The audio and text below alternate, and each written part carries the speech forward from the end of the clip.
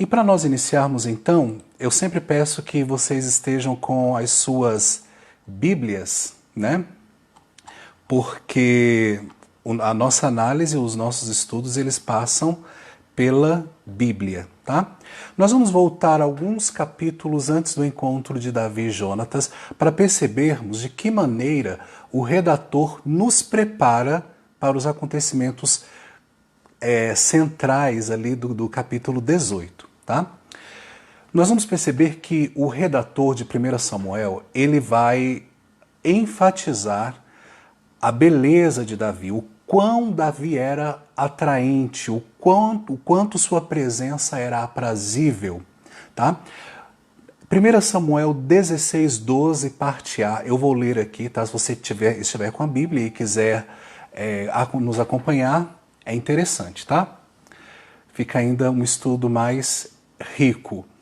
Jessé mandou buscá-lo, no caso Davi. Esse aqui é o episódio em que o profeta Samuel vai à casa de Jessé para ungir Davi como rei.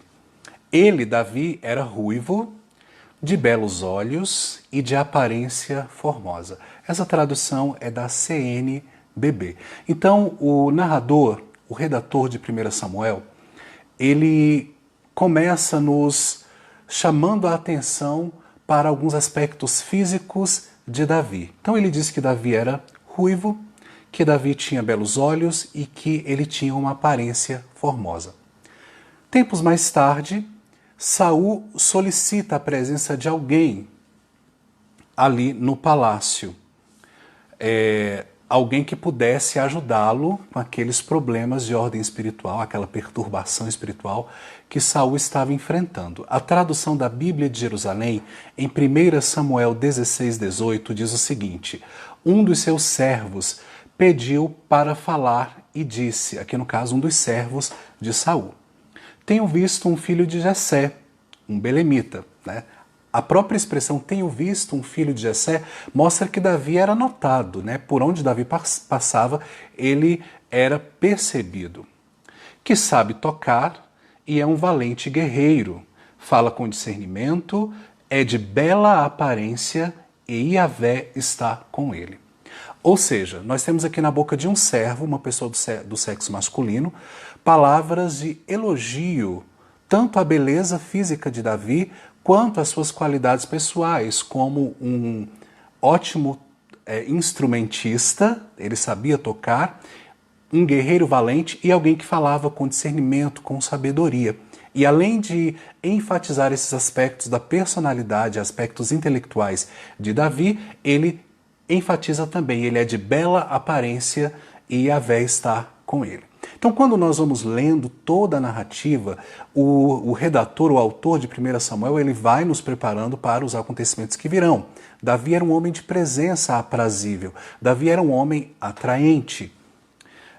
Já chegando no capítulo seguinte, capítulo 17, versículo 42, também na Bíblia de Jerusalém, aqui já é o momento em que Davi se encontra com Golias.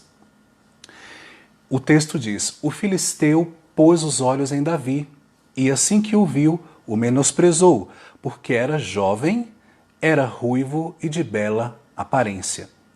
Davi era um rapaz jovem, segundo o texto, ruivo e de bela aparência. Golias viu essas características como marcas de alguém que poderia ser fraco. Mas nós todos conhecemos a bravura, a valentia de Davi, ele sai vencedor desse embate com Golias e ele se torna então um herói ali naquela terra.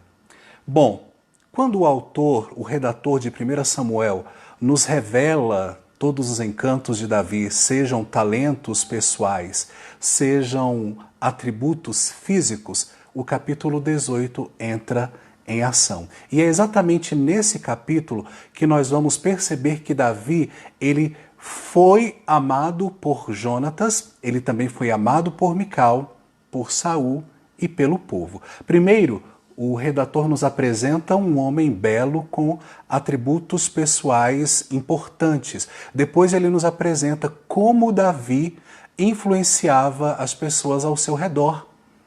É claro que nesse capítulo, a partir do capítulo 18, nós vamos ter o amor de Jonatas por Davi como sendo o amor central na narrativa que começa a partir deste capítulo, do capítulo 18. Então, o Lucas Batista, ele mandou uma pergunta em box no dia da primeira live, uma pergunta muito interessante.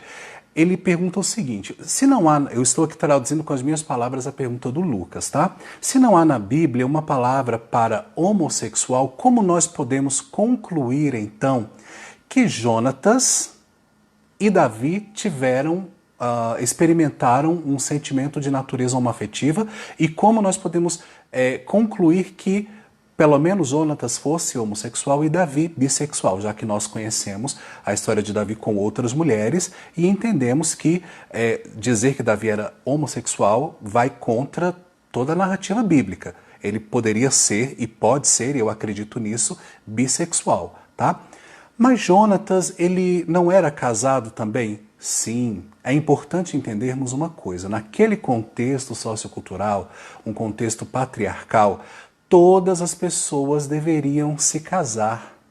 O casamento era uma regra e para isso, para comprovar essa afirmação, eu gostaria de ler um trecho desse livro aqui, Manual dos Tempos e Costumes Bíblicos. É importante também conhecermos o contexto cultural, os costumes, né, das eras bíblicas, e esse trecho diz assim: nos séculos que a história bíblica abrange, ao que parece, a condição normal era o adulto se casar, embora, segundo a história, eles se casavam bastante cedo, se casavam muito cedo.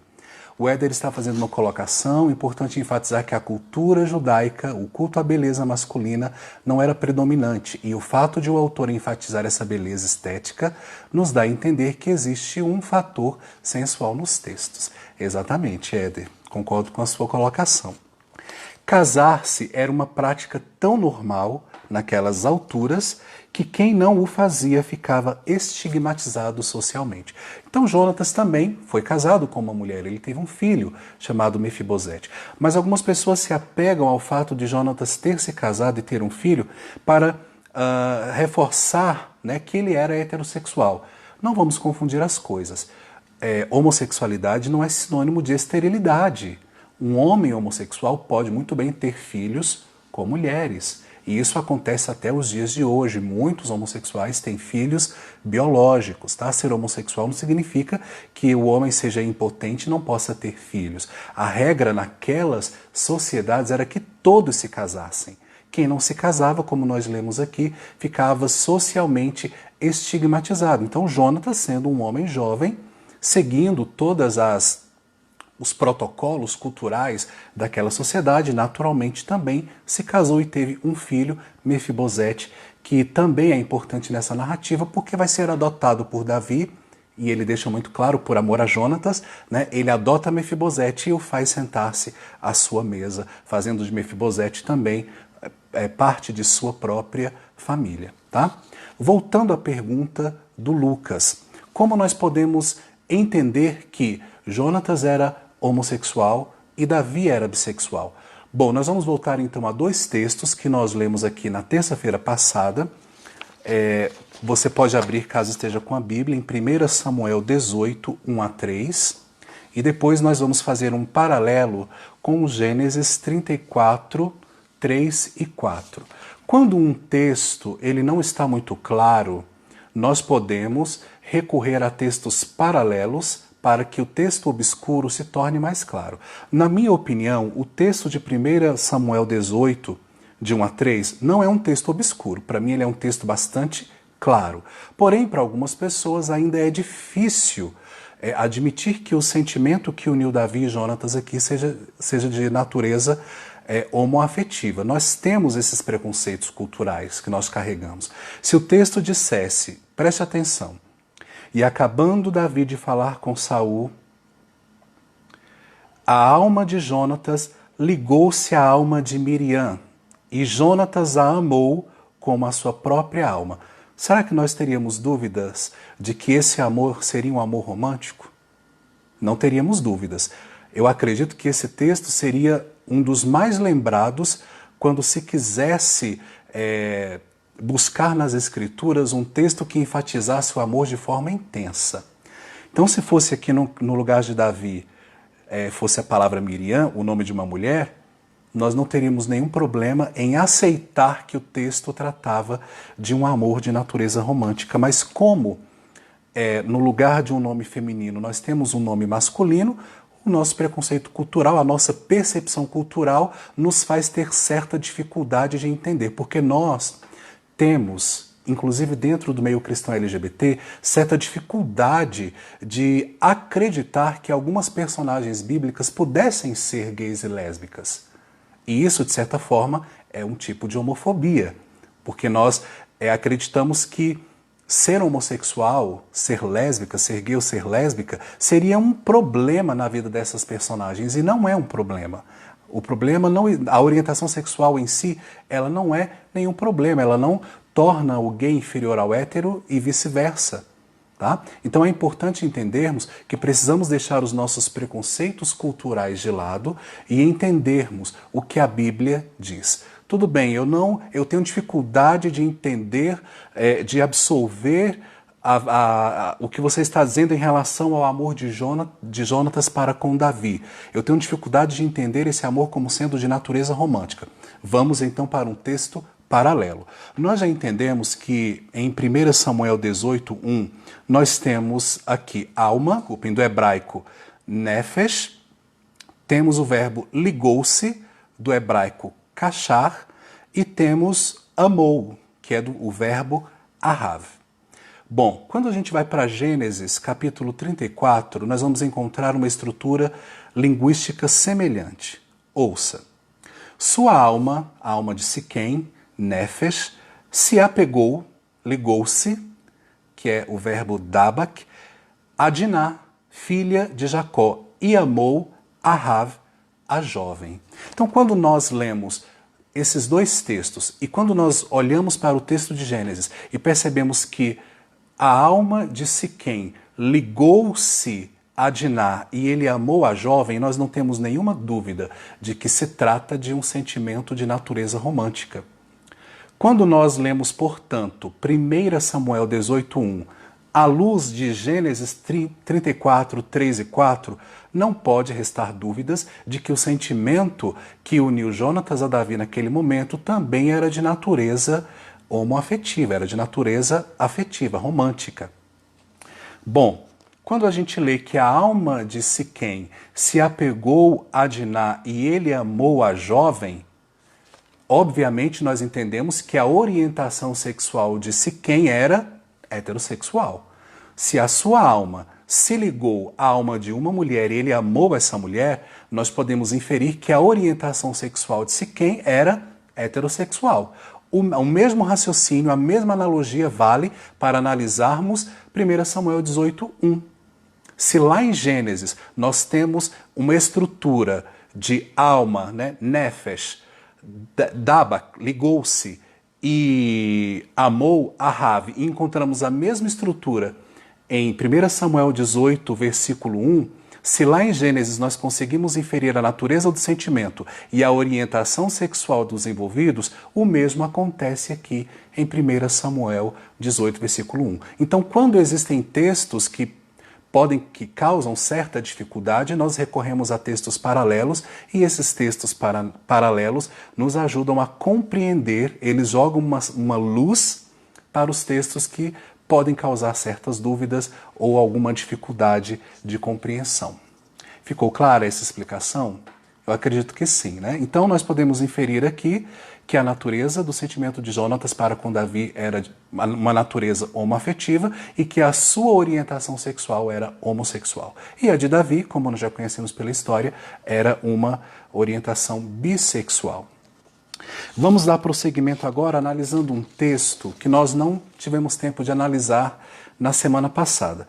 Ele está em 1 Samuel, capítulo 20, versículo 30, e vamos analisar também o 34. Então vou te dar um tempinho, você vai abrir aí sua Bíblia em 1 Samuel capítulo 30, 1 Samuel capítulo 20, versículo 30, e depois o versículo 34. Vamos continuar aqui. No capítulo 20, nós já temos aí um envolvimento maior entre Jonatas e Davi. Eles já haviam feito uma aliança. Saul estava extremamente irado com Davi, porque já havia percebido que o povo amava Davi e que Davi seria o sucessor. Né? De alguma forma, Saul descobre o envolvimento de Jonatas para com Davi. Então eles haviam combinado um jantar. Davi era para estar presente neste jantar. No primeiro dia, na primeira noite, ele não aparece. Tudo bem, Saul está ali escondendo uma ira, mas ele ainda não expõe essa ira. Na segunda noite, quando ele percebe que o lugar de Davi está vago, ele então pergunta, para Jonatas. E Jonatas diz para Saul o que ele e Davi haviam combinado para ser dito naquela noite, justificando a ausência de Davi. Mas Saul era muito esperto. E aí no versículo 30, Saul tem um acesso de fúria, ele tem um acesso de raiva, e ele diz o seguinte: então se acendeu a ira de Saul contra Jonatas, e ele lhe disse: filho de uma perversa rebelde, não sei eu que tens escolhido o filho de Jessé para vergonha tua e para a vergonha da nudez de tua mãe? Olha que palavras interessantes aqui. Esse texto ele tem sido debatido aí por muitos teólogos ao longo dos anos. O que Saul quis dizer exatamente com essas palavras, né? A gente percebe que ele já sabe que Jonatas elegeu Davi, que Jonatas escolheu Davi, e essa escolha resulta em vergonha para Jonatas, mas não é qualquer vergonha. Ele define, de certa forma, que tipo de vergonha é essa. Seria uma vergonha para Jonatas e seria uma vergonha também para a nudez da mãe de Jonatas. A gente sabe que nudez na Bíblia, muitas vezes, é um eufemismo para órgãos sexuais. Quando a gente lê lá em Levítico capítulo 18, não descobrirás a nudez de tua mãe, não descobrirás a nudez, isso aqui se refere a um ato sexual, refere-se a órgãos genitais e se refere também a um ato sexual. O que nós podemos concluir daqui é que Saul ele ofende profundamente Jonatas em sua honra como homem. Ele ofende Jonatas em sua masculinidade. Quando ele diz que Jonatas escolhe um outro homem para a vergonha dele, ele está enfatizando que naquele contexto patriarcal em que o homem tinha que ocupar as posições de poder, Jonatas está abrindo mão dessa posição de poder para a sua própria vergonha enquanto homem. E quando Saul cita para a vergonha da nudez de sua mãe, muitos teólogos, muitos estudiosos dizem que Saul está fazendo, na verdade, aqui uma referência sexual, de cunho sexual, já que a palavra nudez é um eufemismo tanto para genitália quanto para ato sexual. Então Jonatas está aqui envergonhando o próprio pai, envergonhando a si mesmo, envergonhando a própria mãe, mas não em qualquer sentido, mas em um sentido sexual, porque ele deixa de ocupar a posição que o homem deve ocupar numa sociedade patriarcal, como era a sociedade judaica, para abrir mão desse reinado em prol de uma outra pessoa que ele escolheu. E o interessante é que o verbo eleger ou escolher aqui é o mesmo verbo que nós encontramos lá em Gênesis capítulo 6, quando os filhos de Deus, ao verem as filhas dos homens, ao verem a beleza das filhas dos homens, as desejam e eles escolhem para si algumas daquelas mulheres. Então é o mesmo verbo que nós encontramos aqui. Então, no caso, nós podemos entender que Jonatas ele escolhe Davi não é apenas em um sentido de escolha puramente, mas ele elege Davi motivado por um sentimento, e essa escolha, na ótica de Saul, desonra o seu filho e faz com que ele seja motivo de vergonha.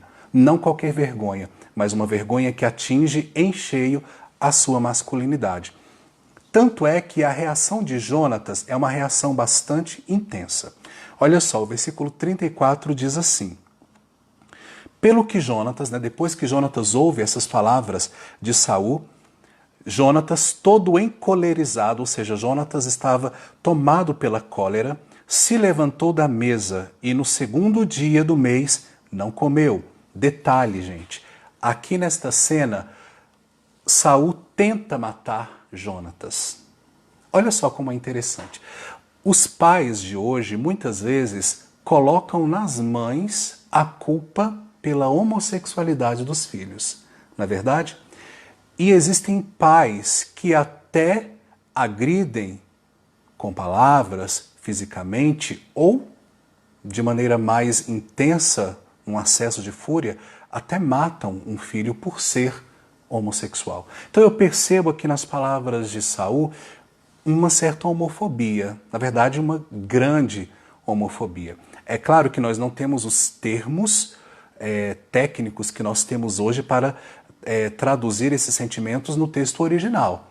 Mas quando nós olhamos com empatia e nos enxergamos nessa história, nós percebemos que o que Jonatas passou aqui nessa mesa de jantar com o seu pai é o que muitos homossexuais passam hoje com suas famílias. Eles são chamados de vergonha da família, eles estão envergonhando a sua mãe, estão envergonhando a família, estão envergonhando-se a si mesmos, simplesmente porque a sua orientação sexual faz com que eles elejam alguém do mesmo sexo. E aqui a força do amor de Jonatas para com Davi era tão grande que Jonatas, de maneira muito natural, de maneira muito altruísta, ele abre mão de ser o primeiro no trono para Davi. Mas ele enfatiza isso no capítulo seguinte, que quer reinar, que vai reinar com Davi sendo o seu segundo, né? Davi seria então o rei e Jonatas seria então um vice-rei. Ele não comeu, pois se magoava por causa de Davi e porque seu pai o tinha ultrajado. Em outra tradução, porque seu pai o havia humilhado. Então, nesse caso aqui, gente, esse ultraje e essa humilhação não se referem a Davi, embora algumas Bíblias traduzam dessa forma, como se Jonatas estivesse se magoado porque o seu pai Saul havia ultrajado, humilhado a Davi. Na verdade, a tradução correta é que Jonatas ele se magoou por causa de Davi e porque o seu pai havia humilhado ele mesmo, Jonatas, o humilhado e o ultrajado. Então, essas duas palavras, humilhar e ultrajar, elas traduzem muito bem o que nós hoje sentimos por parte de uma sociedade preconceituosa e muitas vezes por parte da nossa própria família, que nos humilha, que nos ultraja pelo que somos, por quem somos e por quem elegemos para amar. Tá? Eu espero que tenha ficado clara essa explicação. Às vezes eu sou um pouco prolixo, mas é porque eu quero que vocês compreendam bem aquilo que eu estou transmitindo. Vamos ver o que diz aqui o reverendo Retameiro. O primeiro lugar onde experimentamos a homofobia é dentro de casa, na família. Exatamente, reverendo Márcio Retameiro. E é o que Jonatas experimenta aqui. Por isso ele fica sem comer, ele sente as dores por causa de Davi, mas ele também se sente humilhado por seu pai, ele também se sente ultrajado. Deixa eu ver se tem mais algumas... Eu anotei algumas coisas aqui que eu gostaria de ler para vocês, tá? Embora seja um texto controverso, não é bastante clara a fúria de Saul e a grave ofensa dirigida a Jonatas. A ofensa de Saul atingia Jonatas em sua masculinidade. Isso nos é indicado pela expressão: tens escolhido Davi para a vergonha tua e da nudez de tua mãe. Quando ele cita a nudez da mãe de Jonatas, ele está imprimindo à sua fala um cunho sexual. Então nós podemos entender bem que a ofensa de Saul dirigida a Jonatas tinha sim essa característica sexual.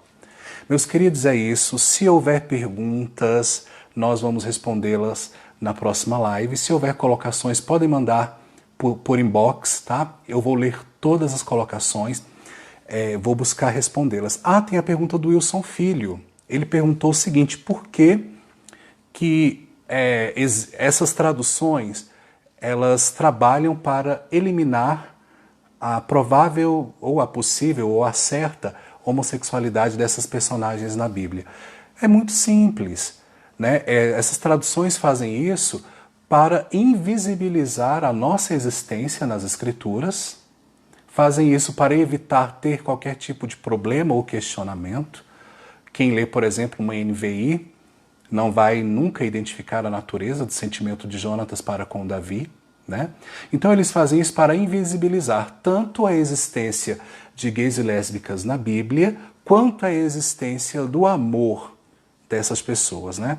Da homoafetividade. Quando nós falamos de homossexualidade, nós falamos de orientação sexual. Quando nós falamos de homoafetividade, nós falamos então dos relacionamentos, dos sentimentos que, quando as duas pessoas se ligam, né? As suas almas se ligam e elas se amam, elas fazem então uma aliança. E a essa aliança, a esses relacionamentos movidos pelo amor, nós chamamos de homoafetividade. Queridos, que Deus abençoe vocês. Se tiverem perguntas e colocações, mandem no inbox. Foi um prazer estar com vocês mais uma noite e a gente se encontra na próxima terça-feira. Um grande abraço, queridos. Deus abençoe cada um de vocês.